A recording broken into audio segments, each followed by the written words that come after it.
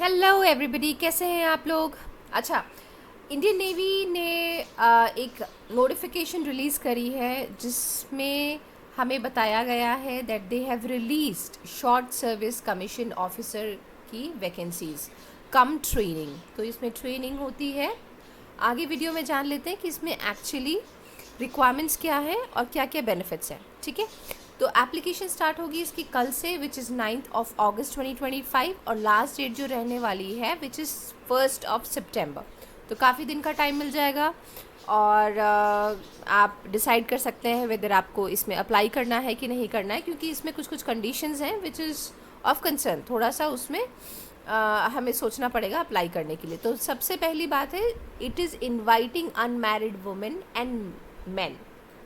तो अगर आपकी शादी हो चुकी है, शादी होने वाली है, या कुछ भी ऐसा शादी वाला सीन चल रहा है घर पे, then you are not applicable, इसमें मत अप्लाई करना। ठीक है, क्योंकि इसमें कंडीशनिंग है। अगर आप शादी करते हो तो आप इस प्रोग्राम से रिमूव कर दिए जाएंगे। ठीक है, सो जून 2026 ऑनवर्ड्स का ये जो है जो कोर्स है वो स्टार्ट होगा। शॉर्ट सर्विस कमीशन का जो कोर्स है वो जून 2026 से स्टार्ट होगा at Indian Naval Academy INA में होगा, विच इज़ इन केरला। ठीक है, तो ये होने वाला है कम्प्लीटली ऑन गवर्नमेंट एक्सपेंसेस। अगर आप शॉर्टलिस्ट हो जाते हो, इसमें जो भी कोर्स है, जो भी आपका रहना खाना वगैरह जो भी है वो इंडियन गवर्नमेंट आपको देगी। ठीक है, अब इसमें एलिजिबिलिटी देख लेते हैं फटाफट से। एग्जीक्यूटिव ब्रांच है, हाइड्रो कैडेट है, जैसे BTech जिन्होंने करा हुआ है, 60% आपके पास मार्क्स हैं। और अगर आप 2001 के पहले और 2007 के बाद बॉन्ड नहीं है देन यू कैन अप्लाई। ठीक है, 2001 के पहले और 2007 के बाद। सो डेफिनेटली जो कि रिजर्व्ड कैटेगरीज हैं हमारी SC ST, तो उनको गवर्नमेंट नॉर्म्स के हिसाब से लेवरेज भी दिया जाएगा, दैट इज़ देयर। पायलट की पोजीशन रिलीज़ करी गई है। Naval air operations, air traffic controller, logistics. अगर आपके पास BTech MBA फर्स्ट क्लास और BCA BCom है, MCA MSc है, तो आप इसमें अप्लाई कर सकते हैं। वैकेंसीज़ भी आप साइड बाय साइड देख सकते हैं कि इसमें वैकेंसीज़ भी कितनी सारी दी हुई है। मैं ये जो नोटिफिकेशन है उसकी लिंक आपको कमेंट्स में डाल दूँगी, ताकि आप एक बार ब्रांच के डेट देख लें और अकॉर्डिंगली ही आप अप्लाई कीजिए। ठीक है, जो आपका इंटरेस्ट है उसी में अप्लाई कीजिए, जो आप एलिजिबल पढ़ रहे हो उसमें अप्लाई करो। ठीक है, तो 60% मार्क्स है और यहाँ पे एज वही है, अप्रॉक्सीमेट उतनी ही रहती है 2001 से 2007 के बीच में, पहले और बाद में जो बॉन्ड नहीं हुए हैं। ठीक है, लॉ, अब LLB की अगर आपके पास डिग्री है और मिनिमम आपके पास 55% का मार्क्स है, और आप 1999 के पहले या 2004 के बाद बॉर्न नहीं है, तो आप अप्लाई कर सकते हो। 2 पोजीशंस है इसके लिए। अकॉर्डिंगली आप प्लीज़ चेक कर लीजिएगा, मैं आपको कमेंट्स में डाल दूँगी कि आपकी इंटरेस्ट जोन कहाँ है। अब देखिए, टेक्निकल ब्रांच है, एजुकेशनल ब्रांच है, एग्जीक्यूटिव ब्रांच हो गई, तो इस तरीके से बहुत सारे ब्रांचेस हैं जिसमें आप अप्लाई कर सकते हैं। ठीक है, वैकेंसीज़ अब इसमें देख लीजिए।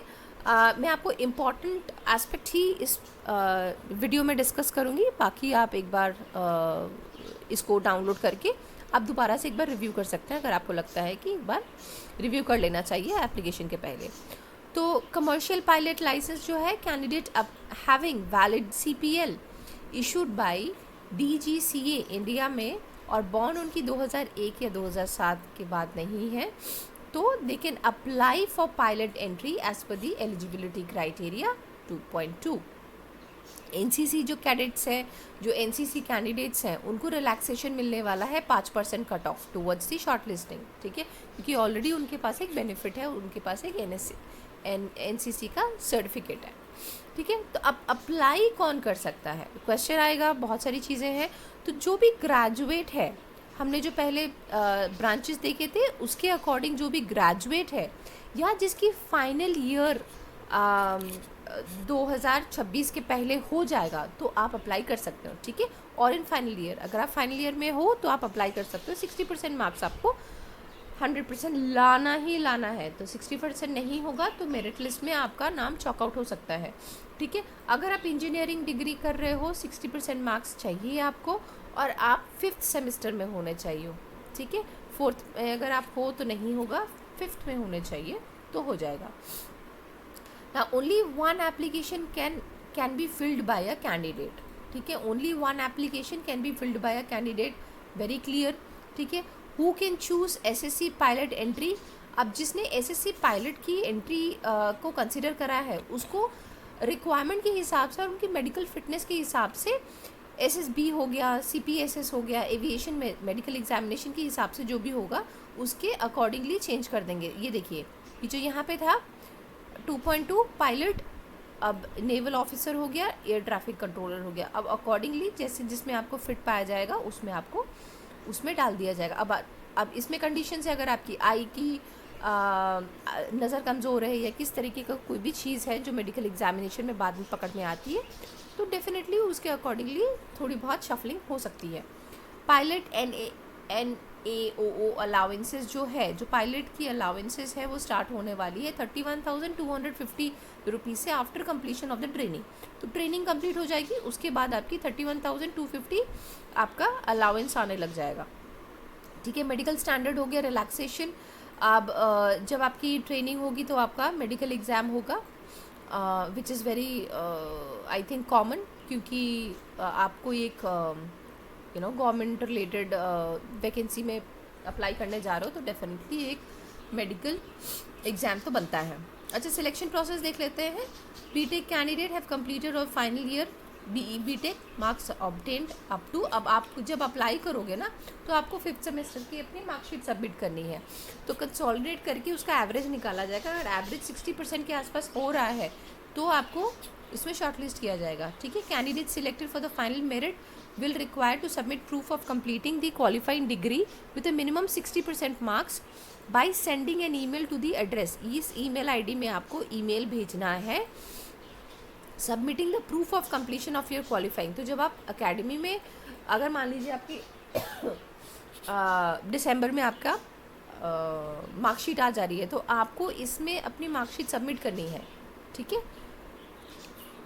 उसके बाद ही आपको कॉल लेटर या इनवाइट लेटर भेजा जाएगा। Shortlisted candidate will be informed about their selection of SSB interview through email और एसएमएस, ठीक है।